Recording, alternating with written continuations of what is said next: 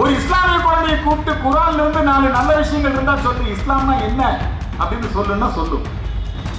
ஒரு இந்து குழந்தை ஒரு தமிழ் குழந்தையை கூப்பிட்டு மேடை ஏற்றி ஒரு நல்ல இந்து மதத்தை சொல்லு, ஏதாவது ஒரு பாட்டு பாடுனா இந்த குழந்தை என்ன பாடும்? ஏதாவது சினிமா பாட்டு தான் பாடும். நான் காரியம் மூஞ்சியில துப்பட்டா இப்படி ஒரு பாட்டு பாடுது. இது மாதிரி இயேசுநாதரை பத்தி பைபிளை பத்தி யாராவது தப்பா பாடுனா ஒத்துக்குவாங்களா? ஒரு முஸ்லீம் எம்மதமும் சமமே சொல்லுவானா? அல்லாஹ்வை தவிர வேறு தெய்வம் இல்லை, அவனை பாராட்டு.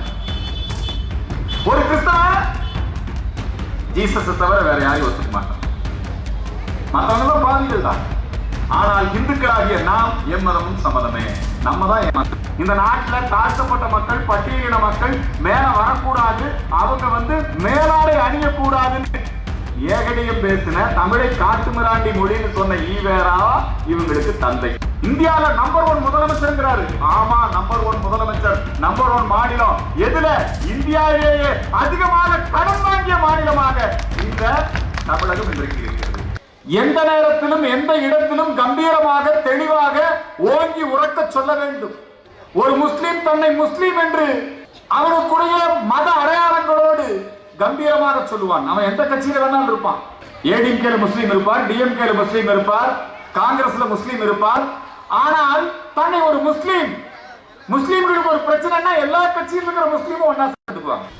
எல்லாரும் இந்துக்கள் தான். நாயக்கராக இருந்தாலும், கவுண்டராக இருந்தாலும், அந்தனராக இருந்தாலும், அரிஜனாக இருந்தாலும் நாம் அனைவரும் இந்துக்கள், நமக்கு தேவை ஒற்றுமை என்கிற உணர்வு இன்னும் இந்துக்கள் இடத்துல வரல.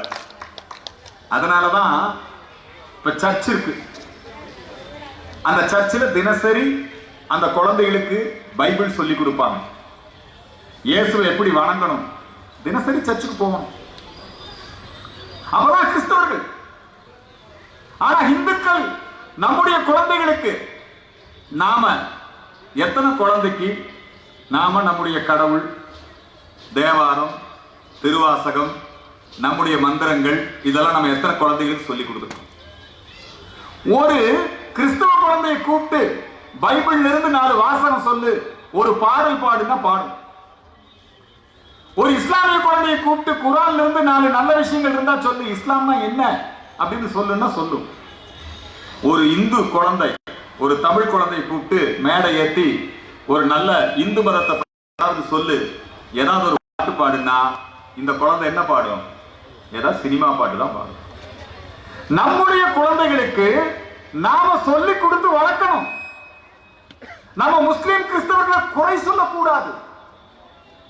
அவங்கள பார்த்து நம்ம கத்துக்கணும். நம்ம குழந்தைகளுக்கு நம்ம சொல்லணும், மாதா பிதா குரு தெய்வம்,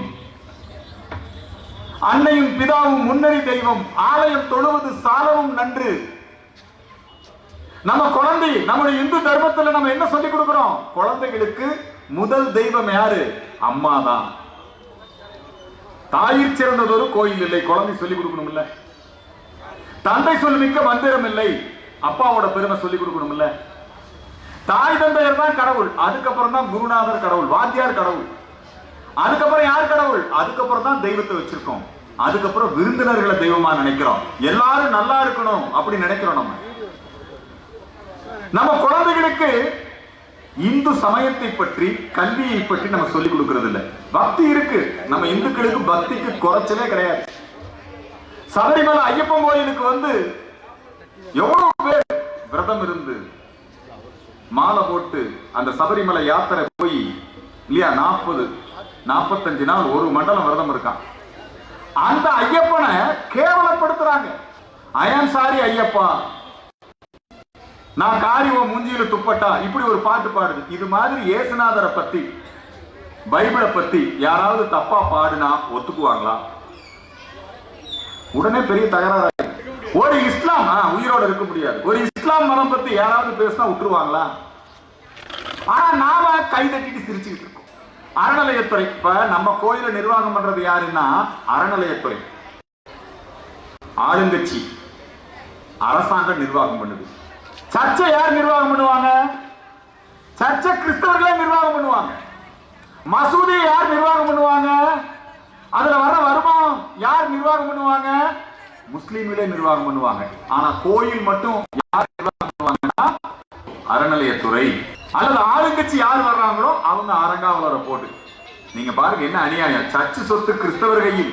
நம்ம கோயில்ல வரக்கூடிய வருமானத்தை வச்சு நம்ம எத்தனை பள்ளிக்கூடம் நடத்தலாம். எல்லாரும் சொல்லுவாங்க, நீங்க என்ன இந்து சமயம் பத்தி சொல்லிக் கொடுக்கறதுக்கு நீங்க ஒரு பள்ளிக்கூடம் நடத்தலாம்ல. கிறிஸ்தவ நிறைய பள்ளிக்கூடம் நடத்துறான்,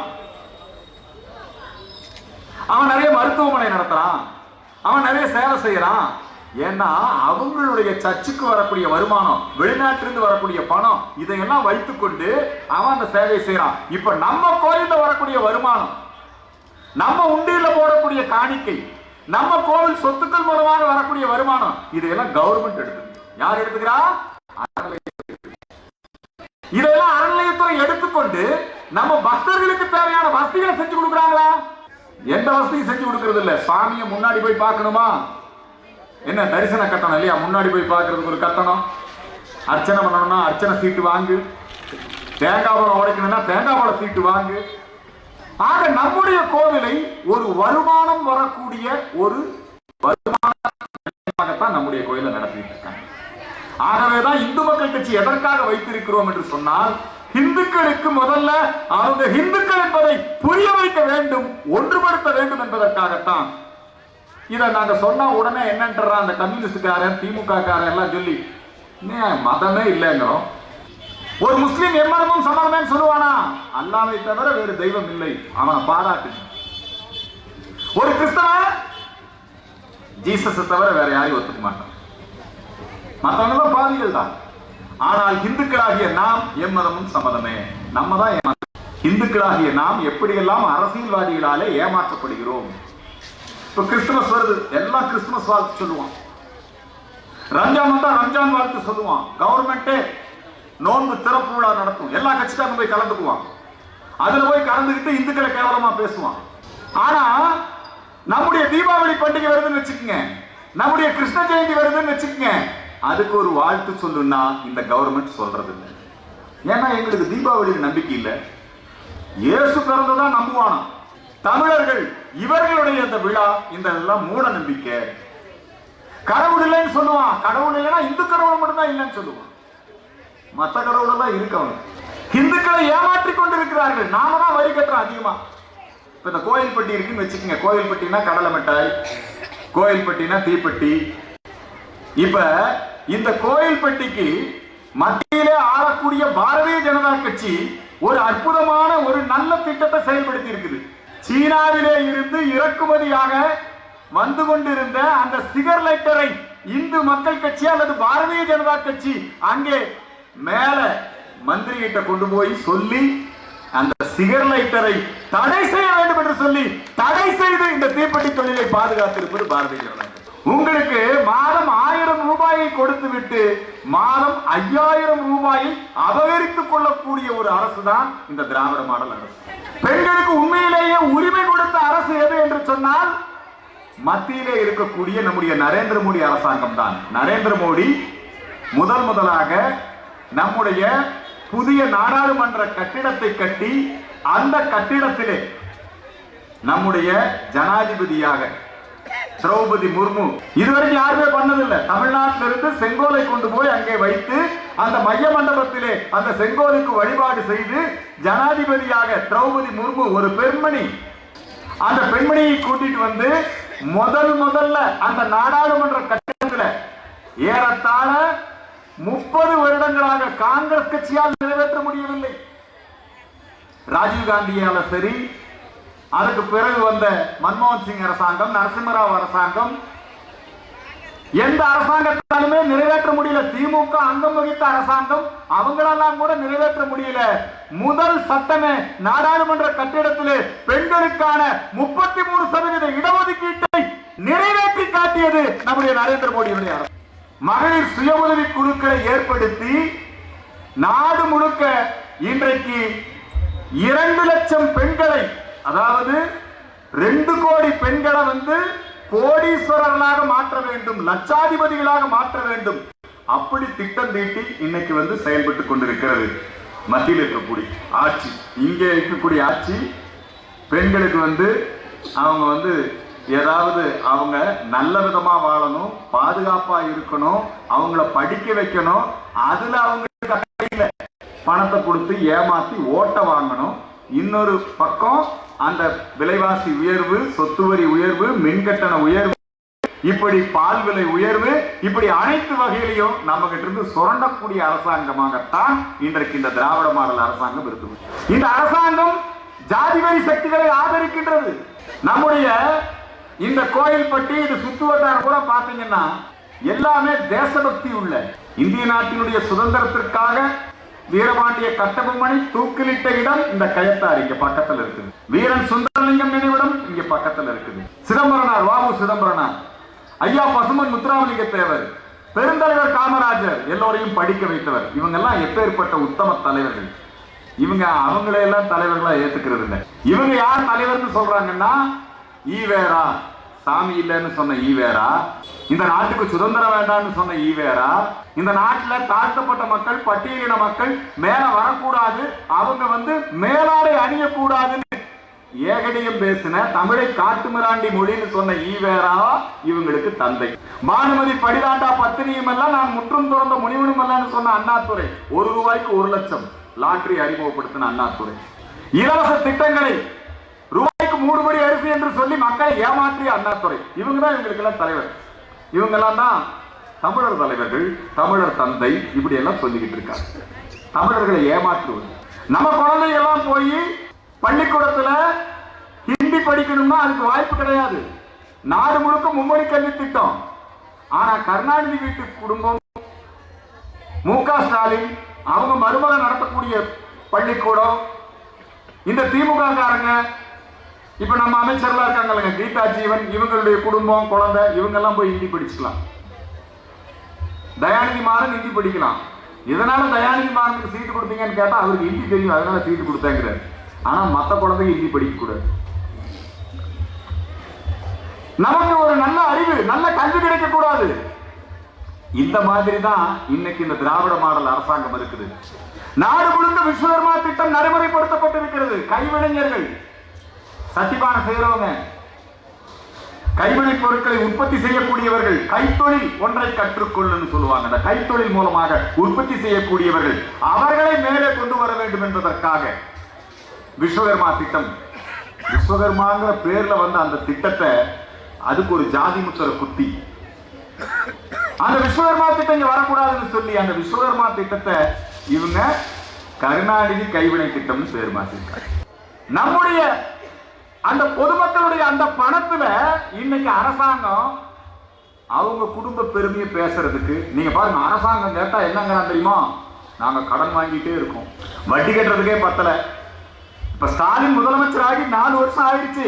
இந்த 4 வருஷத்துல 2 லட்சம் கோடி ரூபாய் இந்தியாவிலேயே நம்பர் 1 மாநிலம் அப்படின்னு சொல்றாரு மு.க. ஸ்டாலின். இந்தியால நம்பர் 1 முதலமைச்சர். ஆமா, நம்பர் 1 முதலமைச்சர், நம்பர் 1 மாநிலம் எதுல? இந்தியாவிலேயே அதிகமாக கடன் வாங்கிய மாநிலமாக இந்த தமிழகம் இன்றைக்கு இருக்கிறது. இந்தியால சாதி ரீதியான பிரிவுகள், தீண்டாமை, இழிவுகள் எல்லாம் அம்பேத்கர் எல்லாம் நாடாளுமன்றத்தையே நடக்க விடாம பண்றாங்க. அம்பேத்கர் கொள்கைக்கு மிக மிக துரோகம் செய்தவர்கள் யாருன்னா இவங்க தான். இன்னைக்கு இந்த தமிழ்நாட்டில் தான் நாடு முழுக்க ஒரு கணக்கு எடுக்கிறான். எங்க தீண்டாமை குடிவுகள், இரட்டை டம்ளர், எங்க ஆலயங்களுக்குள்ள நுழைய முடியாது, எங்க அந்த சூழ்நிலை மிக அதிகமாக இருக்குன்னா, இந்தியாவிலேயே மிக அதிகமாக எங்க இருக்குன்னா தமிழ்நாடு. வேங்கை வயங்கிற ஒரு ஊர்ல மனம் கலந்தவன அதை பத்தி எல்லாம் எவனும் பேசுறது இல்லை, எவனும் விவாதம் பண்றது இல்லை. எல்லா இடத்துலயும் லஞ்சம், எல்லா இடத்துலயும் ஊழல். உங்களுக்கு தெரியும், லஞ்சம் வாங்கி ஊழல் குற்றச்சாட்டு நிரூபிக்கப்பட்டு நீதிமன்றம் தண்டனை கொடுக்குது. மண்ணை திருடி வித்துருக்காரு பொன்முடி இல்லையா? அந்த பொன்முடிக்கு எத்தனை 3 ஆண்டு காலம் தண்டனை. அதை மறுபடியும் மேல் நீதிமன்றத்தில் போய் நிறுத்தி வச்சுட்டு மறுபடியும் மந்திரி ஆயிட்டான். இன்னொரு மந்திரி பாட்டில் பாலாஜி, செந்தில் பாலாஜி இல்லையா, ஜெயிலுக்குள்ள இருந்துட்டே மந்திரியா இருக்கு. 10 ரூபா பாலாஜி, நிறைய சொல்றாங்க. ஒவ்வொரு மந்திரியும் ஊழல். நீங்க இங்க இருந்து பாருங்க, இந்த கன்னியாகுமரி மாவட்டத்துல மலைகளை பூரா கொண்டு போயிட்டான். எல்லாம் பூரா கேரளாக்கு போயிருச்சு. கனிம வளங்கள் இங்க இருந்து கொள்ளையடிக்கப்படுகிறது. அன்றாட மாடுகள், கால்நடைகள் இங்கிருந்து கேரளாவுக்கு சட்டவிரோதமா ஏற்றி போயிட்டே இருக்கான். இங்கிருந்து மணல் கொள்ளை நடந்து கொண்டே இருக்கிறது. எந்த நீர்நிலையும் தூர்வாரல, எந்த நீர்நிலையும் பாதுகாக்கல. பேரிடர், இயற்கை பேரிடர், மழை வெள்ளம், புயல் வந்துருச்சுன்னு வச்சுக்கங்க. தென் மாவட்டத்துல தூத்துக்குடியில் அவ்வளவு பெரிய பாதிப்பு. என்ன காரணம்? இவங்க நீர்நிலைகளை சரியா பாதுகாக்கல. மந்திரிகளுடைய வருமானம், இவங்க நடத்தக்கூடிய தொழில், இவங்க தயாரிக்கக்கூடிய படம் எல்லாம் லாபத்துல போகுது. எவ்வளவு கோடி சொத்து உயர்ந்திருக்கு. இன்னைக்கு அமெரிக்கால எலன் மாஸ்க்னு ஒருத்தர் இருக்கான், உலகத்திலே பெரிய கோடீஸ்வரன். அவன் நம்ம தமிழ்நாட்டில் திமுக அந்த குடும்பத்தை சார்ந்தவங்களை சந்திச்சிருக்கிறான். அவங்க இன்னைக்கு அவனுக்கு இருக்கிற சொத்தை விட அதிகமான சொத்து யாருக்கு இருக்குன்னா திமுகவுடைய குடும்பம். இது நான் மட்டும் சொல்லல, அந்த எலன் மாஸ்க் திரும்ப கேட்டிருக்கான். அப்ப நாங்கெல்லாம் ஒரு தொழில் பண்ணோம், நாங்கெல்லாம் இவ்வளவு சம்பாதிச்சிருக்கிறோம், நீங்க என்ன தொழில் பண்ணீங்கன்னா நாங்கெல்லாம் அரசியல் இருக்கோம். அதாவது தமிழ்நாடு இந்தியாவில் ஒரு மாநிலம், அந்த மாநிலத்தில் அரசியல் இருந்து இருக்கீங்கன்னா அப்ப அரசியல்ங்கிறது அவ்வளவு லாபகரமான தொழிலா? எல்லாத்துலயும் கமிஷன். இவங்க போடக்கூடிய ரோடு ஒரு ரோடு கூட உருப்படியான ரோடு இல்லை. இவங்க கட்டடங்கள் கட்டுறாங்க, அந்த கட்டடம் எல்லாம் போய் இப்படி அசைச்சு பார்த்தா விழுந்துருக்கு. இதை வெளியிட்டாங்கன்னு வச்சுங்க. இப்ப பொங்கலுக்கு இலவசம் கொடுத்தாங்க. பொங்கலுக்கு இவங்க கொடுத்திருக்கிற இலவசம் அந்த கரும்பு, அவங்க கொடுத்த வெள்ளம் அதெல்லாம் உருகி போச்சு. அதுல பள்ளி இருந்தது. அது யாரோ ஒருத்தர் சொன்னா உடனே அவன் மேல வழக்கு. இம்மென்றால் சிறைவாசம், ஏனென்றால் வனங்கிற மாதிரி இவங்க செய்யக்கூடிய தப்புக்களை யாராவது சுட்டி காட்டாங்கன்னு வச்சுக்கீங்க, உடனே அவங்க பேர்ல வழக்கு. யாராவது ட்விட்டர்ல கேள்வி கேட்டுட்டா, பேஸ்புக்ல போஸ்ட் போட்டா உடனே அவங்க கைது. ஆனா இவங்க நம்முடைய கனவுல திட்டலாம், இவங்க நம்முடைய இந்தியாவை திட்டலாம், இவங்க நரேந்திர மோடி விமர்சனம் பண்ணலாம், இவங்க ஐயப்பசாமியை கேவலப்படுத்தலாம். அவங்களுக்கெல்லாம் ஆதரவு, பாதுகாப்பு. குண்டு வைத்து பொதுமக்களை கொன்ற அந்த கொடூரன், அவனுக்கு நீ பொது மன்னிப்பு கொடுத்துட்டு அவன் வெளியே வர்றான், அவனை கூப்பிட்டு நீ கட்டி பிடிச்சி தட்டி கொடுக்குற. அதே மாதிரி தான் இன்னைக்கு பாட்ஷாவுக்கு இவ்வளவு பெரிய. இந்த அரசியல்வாதிகள் என்ன நினைச்சிட்டு இருக்காங்கன்னு எனக்கு தெரியல. கொஞ்சம் கொஞ்சமா நம்ம இந்துக்களுடைய எண்ணிக்கை குறைஞ்சிட்டு இருக்கு. இன்னும் கொஞ்ச நாள்ல நாம மைனாரிட்டி ஆயிடுவோம் போல் இருக்கு. இப்ப கன்னியாகுமரி மாவட்டத்தில் கிறிஸ்தவர்கள் மெஜாரிட்டி, தூத்துக்குடியில எங்க பார்த்தாலும் மதமாற்றம். மதம் மாறி போனதுக்கு அப்புறம் என்னங்கிறான், நான் நாடாருங்கிறான். மதமா நீ என்ன சொல்ற? ஜீசஸ் எங்க கிறிஸ்தவ மதத்துல ஜாதி இல்ல, ஏற்றத்தாழ்வு இல்ல, இந்து மதத்துல ஜாதி இருக்கு, அதனாலதான் நான் அங்க போயிட்டேன்னு சொல்றேன். அப்ப அங்க போனா நீ எப்படி நாடாராத? ஒண்ணு நீ ஜீசஸுக்கு விசுவாசமா இருக்கணும், இல்லன்னா இந்த நாடாருக்கு விசுவாசமா இருக்கணும். ஏமாத்துறாங்க.